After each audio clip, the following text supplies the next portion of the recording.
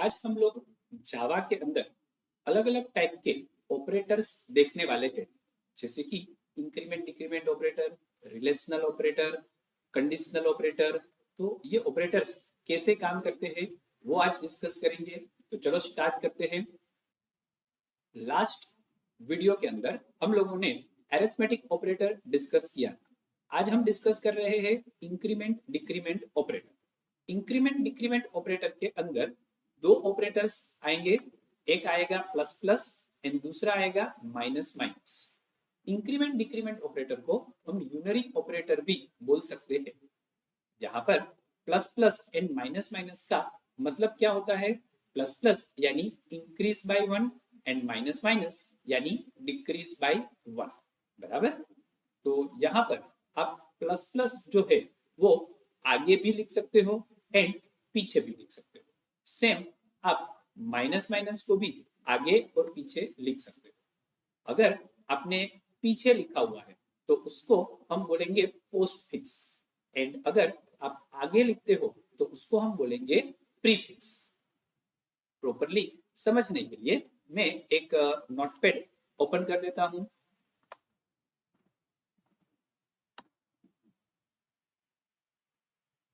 यहाँ पर हमने सबसे पहले लिखा हुआ है प्लस प्लस ए।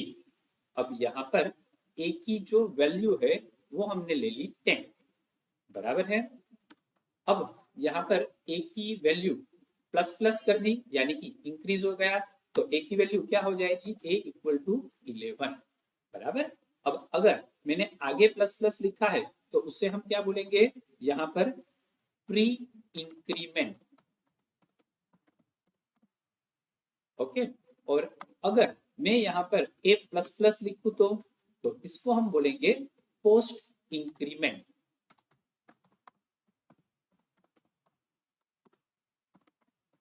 अब यहाँ पर आप ए प्लस प्लस लिखो या प्लस प्लस ए लिखो, दोनों सिचुएशन में ए की वैल्यू क्या होगी? 11, यानी दोनों सिचुएशन में इंक्रीज बाय 1 ही होने वाला है। अब यहाँ पर आप सोचोगे कि क्या दोनों में कोई फर्क ही नहीं है? फर्क होगा कब? जब इक्वेशन लिखते हैं तब। For example A equal to 10, B equal to 20 and यहाँ पर मैंने आंसर ले लिया। ये तीनों वेरिएबल को हमने इंटीजर बना लिया। अब यहाँ पर मैंने लिखा answer equal to A plus plus plus B. तो यहाँ पर अब आंसर क्या हो जाएगा? तो answer equal to 10 plus plus plus पहले लिखा है तो 21 कर दो यहाँ पर, बराबर। तो यहाँ पर 10 प्लस 21 हो जाएगा 10 प्लस 21। तो आंसर आपके सामने क्या आ जाएगा? यहाँ पर 31, ओके। अब अगर यही सिचुएशन हम वापस करें, लेकिन एक्सप्रेशन के अंदर ये जो मैंने प्लस प्लस लिखा हुआ है वो मैंने बाद में लिख दिया, तो अब यहाँ पर आंसर इक्वल टू 10 प्लस 20 हो जाएगा, क्योंकि प्लस प्लस बाद में लिखा है यानी पोस्ट इंक्रीमेंट। तो यहाँ पर अब आंसर क्या हो जाएगा मेरे लिए? 1 मिनट, हाँ 10 करना था मुझे, तो यहाँ पर 10 प्लस 20, तो आंसर मेरे लिए अब क्या हो जाएगा? यहाँ पर 30। एंड अगर कोई मुझे बी पूछे तो बी की वैल्यू यहाँ पर 21 हो जाएगी, यानी जैसे ही इक्वेशन कंप्लीट होगा बी की वैल्यू 21 हो जाएगी, लेकिन इक्वेशन के अंदर बी की वैल्यू 20 रहेगी। एंड सेम ऊपर वाले स्टेटमेंट में भी अगर कोई मुझे बी की वैल्यू पूछे तो 21 रहेगी, यानी दोनों सिचुएशन में बी की वैल्यू 21 है लेकिन आंसर अलग अलग है। तो आपको समझ में आ गया होगा कि ये प्री इंक्रीमेंट कैसे काम करता है एंड पोस्ट इंक्रीमेंट कैसे काम करता है। ये प्रॉपरली समझने के लिए हम एक काम करते हैं, इसका एक प्रैक्टिकल एग्जाम्पल ले लेते हैं। तो यहाँ पर हमने एक क्लास बना दिया। क्लास के अंदर मैंने यहाँ पर लिख दिया public static void main string arguments. अब यहाँ पर हमारा प्रोग्राम का फिक्स जो स्ट्रक्चर है वो रेडी हो गया है। अब मैंने लिखा integer a equal to 10 comma b equal to 20 comma answer. और अब मुझे यहाँ पर क्या लिखना है, answer equal to a plus plus plus b बराबर है। ओके, तो अब मुझे प्रिंट करना है यहाँ पर। तो मैंने लिखा system dot out dot println. यहाँ पर सिस्टम क्या हो जाएगा, क्लास, आउट क्या हो जाएगा, object, and println method. अब यहाँ पर मुझे आंसर प्रिंट करने के लिए डबल कोटेशन में मैंने लिख दिया आंसर, उसके बाद प्लस। अब आपको याद होगा कि प्लस जो है वो कॉन्केटिनेशन का काम करेगा, एंड आंसर को मैंने प्रिंट कर दिया। अब मुझे वापस क्या करना है, यहाँ पर मुझे b की वैल्यू को भी प्रिंट करना है। तो यहाँ पर मैंने पेस्ट करके आंसर की जगह पर b कर दिया, तो मुझे b की वैल्यू भी मिल जाएगी। चलो कंप्लीट।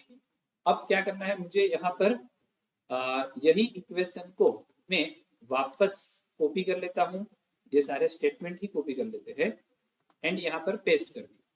अब मुझे यहाँ पर क्या करना है, a plus b plus plus, यानी अब मैंने पोस्ट इंक्रीमेंट कर दिया। पोस्ट इंक्रीमेंट करने के बाद मुझे यहाँ पर आंसर और b को प्रिंट करना है, तो ये प्रिंट हो जाएगा।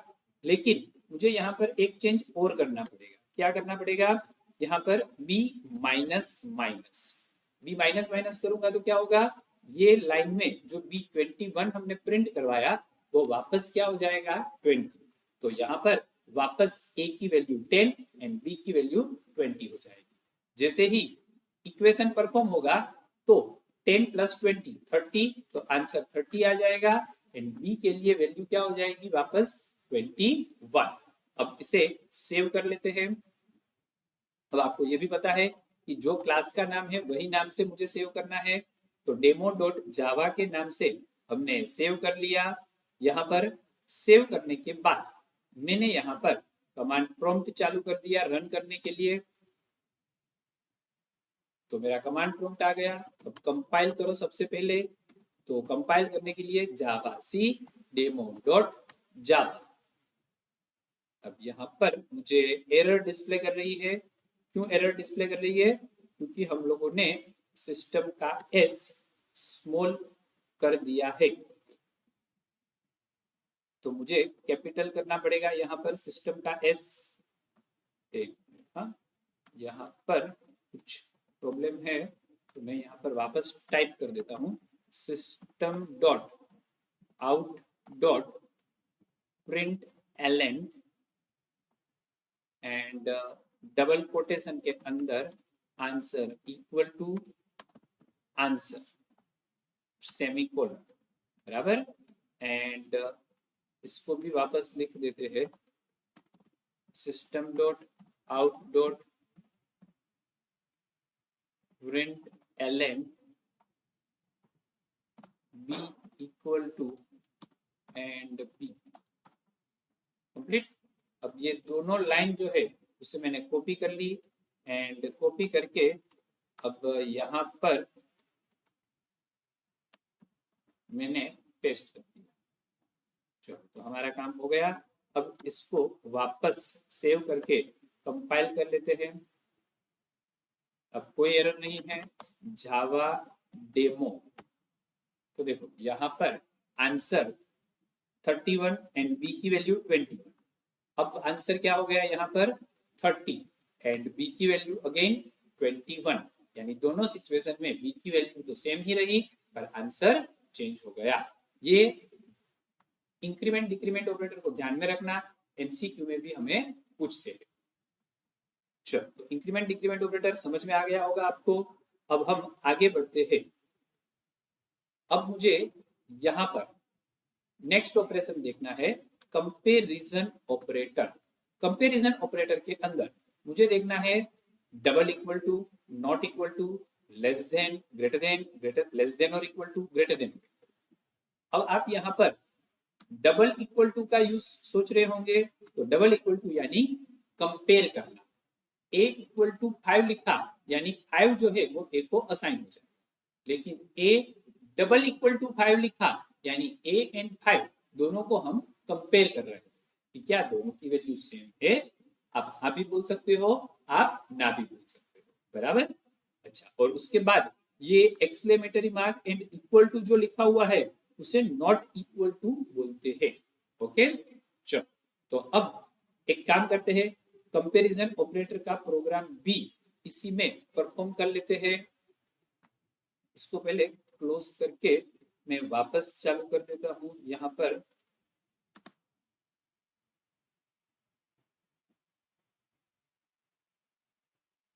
ये क्या हो गया open, byte code.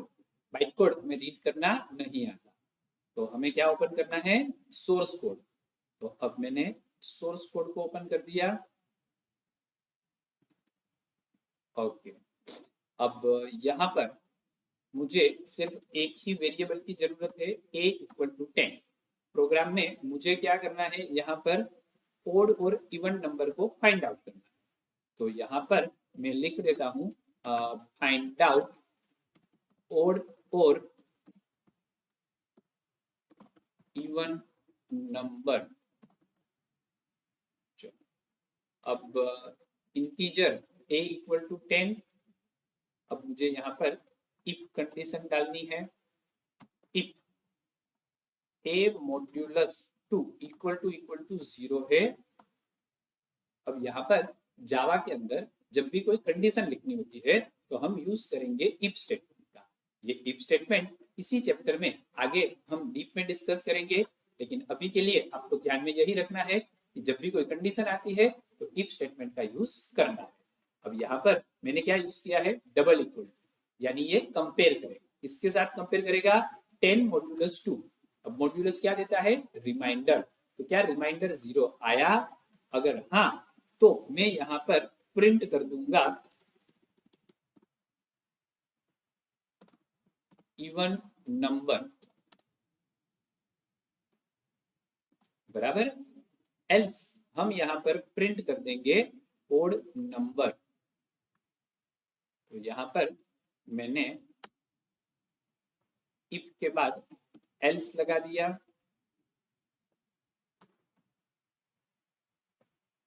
System dot out dot print L में अब मुझे लिखना है यहाँ पर ओड नंबर। चलो कंप्लीट। अब इसको सेव किया मैंने, यहाँ पर सेव करके वापस हम कमांड प्रॉम्प्ट में चले जाते हैं। कमांड प्रॉम्प्ट के अंदर यहाँ पर मैंने कंपाइल किया एंड वापस रन किया। तो देखो इवन नंबर आ गया, क्योंकि 10 नंबर जो है उसको अगर 2 से डिवाइड करोगे तो क्या आएगा यहाँ पर 0। अगर मैं यहाँ पर 7 कर दूं तो 7 मॉड्यूलस 2, तो क्या रिमाइंडर 0 आएगा, नहीं। तो आउटपुट क्या आएगा अब हमारा, ओड नंबर। चलो चेक कर लेते हैं। तो मैंने सेव किया, सेव करके अब मैंने यहाँ पर कंपाइल किया एंड रन किया। तो देखो ओड नंबर आ रहा है। तो समझ में आ जाएगा कि यहाँ पर रिलेशनल ऑपरेटर जो है वो किस तरह से काम करते हैं। चलो अब आप सोचोगे कि सर रिलेशनल, हाँ कंपैरिजन भी बोलो रिलेशनल भी बोलो, कोई फर्क नहीं। चलो उसके बाद आगे बढ़ते हैं। अब नेक्स्ट मुझे यहाँ पर दिया हुआ है लॉजिकल ऑपरेटर। अब लॉजिकल ऑपरेटर के अंदर हम logical operators, logical and, logical और एंड लॉजिकल एक्सक्लूसिव और लॉजिकल नॉट का यूज करेंगे। अब यहाँ पर लॉजिकल एंड के अंदर हमें एम्परसेंड दिया हुआ है, लॉजिकल और के अंदर pipe sign and logical not के अंदर एक्सक्लेमेटरी मार्क है। अब यहाँ पर एक छोटी सी मिस्टेक है, ध्यान में रखना। यहाँ पर लॉजिकल एंड के अंदर एक ही एम्परसेंड करना है एंड लॉजिकल और के अंदर एक ही पाइप साइन करना। शॉर्ट सर्किट ऑपरेटर आपको उसके नीचे दिया है, जहां पर शॉर्ट सर्किट एंड में double ampersand and short circuit और के अंदर डबल पाइप साइन आएगा, बराबर। अच्छा, अब इसका यूज क्या, तो लॉजिकल एंड जो है वो जब दो कंडीशंस हमें चेक करनी होती है उस टाइम पे हम यूज करते हैं। दो कंडीशन यानी सिंपल बात है कि अगर आपके स्कूल के अंदर या तो आपके कॉलेज के अंदर दो सब्जेक्ट की एग्जाम लेनी है, अब दोनों में कंपलसरी आप लोगों को पास होना है, तो दोनों में कंपलसरी पास होना है तो हम यहाँ पर यूज करेंगे लॉजिकल एंड का। For example maths and science दो सब्जेक्ट की एग्जाम है, तो मैथ्स ग्रेटर देन 35 एंड यानी logical and, science greater than 35, तो प्रिंट क्या हो जाएगा पास, एल्स प्रिंट हो जाएगा फेल। तो दोनों में कंपलसरी पास होना जरूरी है। लेकिन आपके स्कूल या कॉलेज में ये बोल रहे हैं कि कोई एक सब्जेक्ट में पास हो जाओगे तो चलेगा, तो आप यूज करोगे लॉजिकल और का, यानी मैथ्स ग्रेटर देन 35 और यानी हम यूज क्या करेंगे पाइप साइन का, science greater than 35, maths greater than 35 और साइंस ग्रेटर देन 35, किसी एक में भी पास हो गए तो आपका काम हो जाएगा। अब एक दूसरा क्वेश्चन आपके माइंड में आएगा कि यहाँ पर logical and short circuit and में डिफरेंस क्या है। तो लॉजिकल एंड जो है वो दोनों कंडीशन चेक करेगा, यानी मैथ्स के अंदर क्या आपको 35 से ज्यादा मार्क्स आए एंड साइंस में भी 35 से ज्यादा मार्क्स आए तो ही वो आगे बढ़ेगा। जबकि शॉर्ट सर्किट एंड क्या करेगा, दो यहाँ पर पहली कंडीशन को चेक करेगा, अगर आपको मैथ्स के अंदर ही सिर्फ 20 मार्क्स आए तो अब वो साइंस के मार्क्स चेक करने नहीं जाएगा एंड सीधा आपको आउटपुट दे देगा कि आप फेल। लेकिन अगर आपको मैथ्स के अंदर 35 से ज्यादा मार्क्स आए तो हाँ, बट ऑब्वियस वो साइंस के मार्क्स चेक करने जाएगा। तो शॉर्ट सर्किट एंड से क्या होता है, यहाँ पर प्रोग्राम के एग्जीक्यूशन की स्पीड बढ़ जाती है, क्योंकि वो एक कंडीशन देखकर यहाँ पर क्या दे देगा आपको आउटपुट। हाँ, अगर जरूरत होगी तो वो 100% सेकेंड कंडीशन चेक करेगा, लेकिन फर्स्ट कंडीशन ही फुलफिल नहीं हो रही है तो एक ही कंडीशन चेक करके आपको आउटपुट दे देगा।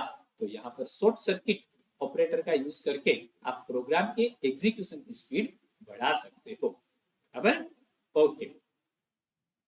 उसके बाद हमें यहाँ पर दिया हुआ है कंडीशनल ऑपरेटर। कंडीशनल ऑपरेटर को हम यहाँ पर टर्नरी ऑपरेटर भी बोलते हैं। टर्नरी ऑपरेटर इसलिए बोलते हैं कि यहाँ पर तीन ऑपरेंड आते हैं। अब कैसे तीन ऑपरेंड आते हैं, तो देखो सबसे पहले यहाँ पर बुलियन एक्सप्रेशन लिखा है यानी कि कंडीशन है, उसके बाद क्वेश्चन मार्क, क्या ये कंडीशन सही है, अगर आप हाँ बोलोगे तो एक्सप्रेशन 1 एग्जीक्यूट होगा, अगर आप ना बोलोगे तो एक्सप्रेशन 2 एग्जीक्यूट होगा। बराबर है। अब यहाँ पर Boolean expression, expression 1 and expression 2 ये तीनों को ऑपरेंड कहा जाता है। तो यहाँ पर तीन ऑपरेंड हो गए एंड ऑपरेटर कितने हैं, दो, एक क्वेश्चन मार्क एंड दूसरा कोलन। तो यहाँ पर दो ऑपरेटर, तो दो ऑपरेटर एंड तीन ऑपरेंड जहां पर होते हैं उसे हम बोलते हैं कंडीशनल ऑपरेटर। ओके, चलो तो अब हम आगे बढ़ते हैं। अब मुझे कंडीशनल ऑपरेटर का एक प्रैक्टिकल प्रोग्राम कर लेना है। अब मुझे प्रैक्टिकल प्रोग्राम में क्या फाइंड आउट करना है, तो मुझे यहाँ पर दो नंबर में से लार्जेस्ट नंबर फाइंड आउट करना है। तो find out largest number from two number. अब मुझे यहाँ पर दो नंबर लेने पड़ेंगे, तो एक तो मेरे पास है ही 7, अब दूसरा मैंने ले लिया 10। अब मुझे यहाँ पर कंडीशन रखनी है, तो कंडीशन में क्या लिखेंगे, ए ग्रेटर देन बी है। मैं आपको पूछ रहा हूँ, मुझे यहाँ पर एक और वेरिएबल चाहिए आंसर, ताकि जो भी आंसर आएगा वो आंसर में स्टोर कर दे। अब क्या लिखा है, ए ग्रेटर देन बी है, मैं आपको पूछ रहा हूँ यानी क्वेश्चन मार्क। अगर आप हाँ बोलोगे तो ए आंसर आएगा, अगर आप ना बोलोगे तो बी आंसर आएगा एंड जो भी आंसर आएगा वो स्टोर किस में हो जाएगा, आंसर वेरिएबल के अंदर। अब मुझे इसको प्रिंट करना है, तो यहाँ पर system dot out dot println, print क्या करते हैं यहाँ पर, लार्जेस्ट नंबर